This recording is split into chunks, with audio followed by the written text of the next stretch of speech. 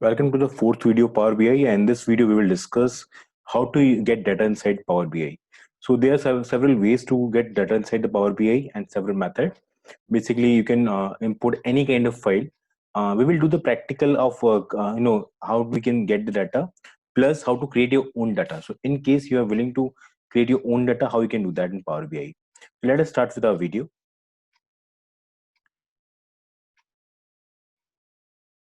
So welcome guys, this is Saptapati again, and in this video we'll discuss how to get your data. So basically to get your data, all you need to do, you simply, when you open your Power BI, this is the window you will see initially. And now what you need to do, you simply need to click on the cross. You can also get data from here. So if you click on get data, you will get the data. You can recent source sample, you can also see, and you can also see the open reports. So basically sample is a file that I have created before, and that's why it is showing you. It is just a sample for you. So you can also open your old data or old files too if you want to. Okay, if you want to create a data from the scratch, you can also do that. If you want to import an outsourced file, you can do that. So you can click the data from here, get data, or you can cross this window for now, and you click get data from here. When you click data, get data from here, we will see the options of Excel, Power BI dataset, SQL Server, and other options are there too. Mainly, when you're working with Power BI, we usually get Excel or CSV file, but that is only in few cases when it depends on the company you're working with and what kind of data they are providing you. Now, when you have a data, you can simply import it. So by clicking on this, obviously you already know, like you open file in any tool, you just go to the address where you have kept the file. You open that file, double click on that file, get the data. Right now, I'm not going to do that because we don't really want to do that at this moment. We will do this kind of exercise when we are going to do some projects. Okay. For now, we will create a simple small data for ourselves and we'll start working on it. And that's how we will proceed. Okay. So to do this, we simply click on enter data there. And when you click on enter data, it will take a minute. It will open a new window. And in this window, you will see that we have some columns and we have some options. Okay. So let us start creating our own data step by step. And let us see what kind of results we can get from it. So initially in the column, I'm going to simply put say country name. Okay, whatever country I'm going to use, it doesn't matter. By clicking on this star, I can create new columns. Okay, and in this column I'm going to use GDP.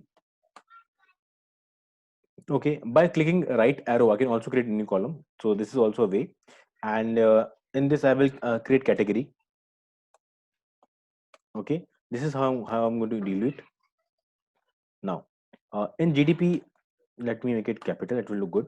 So in GDP, we will simply put any kind of GDP. So I'm taking any country, say USA, and giving any value right now. Don't worry about the capital and the small right now. So I'm giving it any value. So any value by mean any random value. I'm not going to create original data. So creating any value category, I'm giving it A. Again, in the second column, I'm going to use UK. Okay, here I'm going to give it any category, any value in any category, and in the third I will use common category just to show you some examples. Taking any value again, taking any input value, so say Germany. Okay, and here's a table where we have three values and three values like this and like this. Okay, now also I'm creating a rough column. Okay, and a rough row. This row is empty, this column is empty. Just going to going to use it to show you some example. So nothing fancy here. So just B, C, and D, D, and D, and D. This is rough you can say column and row. Okay, so what I'm trying to do, I'm just creating some table having four columns. One column is just rough, one is category, one is GDP, and one is country. Now guys, what you can do, you before clicking on any of the option, you all can also edit the table name. Okay, so right now I'm keeping it table rough. That is my table name for now. Okay, and then after you can click on load or edit. Now you can decide which one to click. By load, we mean that we are going to load it in Power BI directly. By edit, we want to edit our data before we use it. Okay, that means it will open in the query editor, which is also considered as Power BI kitchen. We click on this. Once we click on this, you will it will take a few seconds.